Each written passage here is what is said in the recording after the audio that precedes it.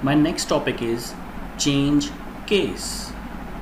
There are 5 types of change case: sentence case, lower case, upper case, capitalize each word, and toggle case. Now one by one we can learn all these 5 change case options. Suppose I write a line, my name is Sahil. The complete text will be in small.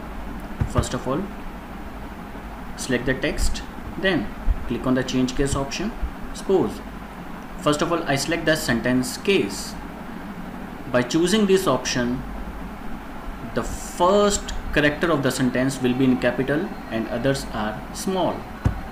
Now you can see only my first character, that is M, will be in capital and rest of the characters are small. Now again I can select the text. Next is lower case. Now I select this option. Now my complete text will be in small. Again I can select the text, then I select uppercase case, then my complete text will be in capital. Next change case option is capitalize each word. It will give the effect to each character of the word. Each first character of the word will be in capital and rest of the characters are small.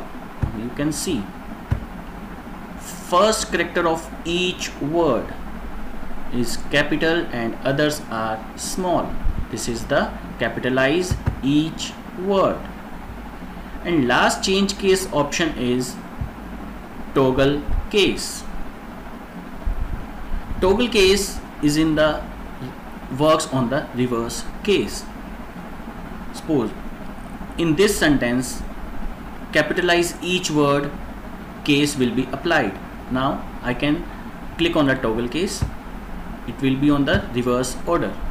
In the capitalize each word, each character of the first word will be in capital and others are small.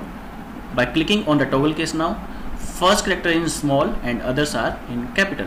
Suppose I select here sentence case. Now in the sentence case, first character is in capital and others are small. Now I select that toggle case. Now what can it do? M is small and rest all the characters are in capital. Now you can see this is the effect of toggle case. Thank you.